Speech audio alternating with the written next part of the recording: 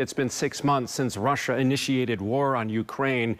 The rallies of support and fundraisers for Stand with Ukraine has quieted down in the United States, but there's still a big push to help people find safety. This morning, Gabriella Bachara shares how a group of friends is welcoming a Ukrainian family to southeastern Wisconsin. Just a normal civil life, but in one day, everything changed. That day was February 24th, 2022, the day Russia launched a large-scale military assault on Ukraine. Alexander Butchkov recalls hearing a loud explosion from his home in Mariupol. I saw the people leaving their houses in panic.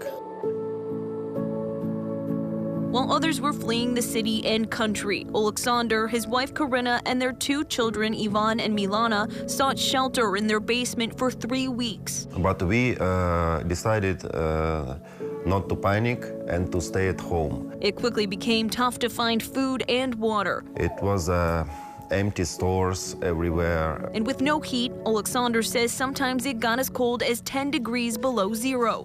We didn't have electricity, also no internet, no nothing. So we had to prepare food in the yard. Eventually, Alexander decided it was no longer safe to stay. It was like a battlefield.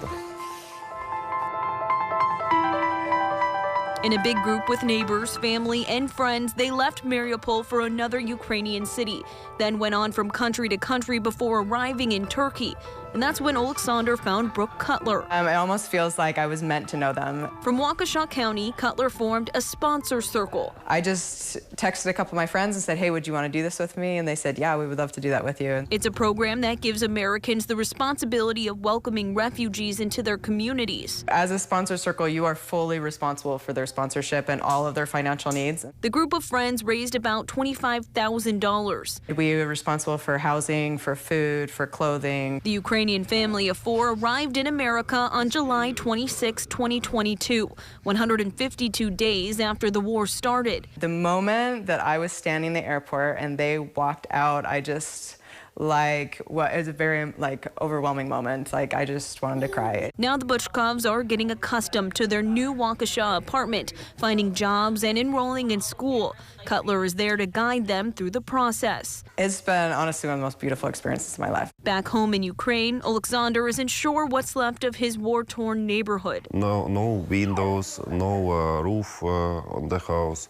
Ukraine continues to fight back against Russia's advances, leaving the country dangerous and destroyed. Alexander still has cousins at home, but can no longer get in touch with them. We are still in stress. Cutler is applying to sponsor and help get Alexander's parents and friends to the United States. Their sponsor circle is hoping to raise another $25,000. We feel much better than in a battlefield. Of course, we feel much better, because we are in safe. Until the war is over, the Butchkovs are living day by day. But Alexander says he's just grateful his family is safe again. We can do everything, because we are all together.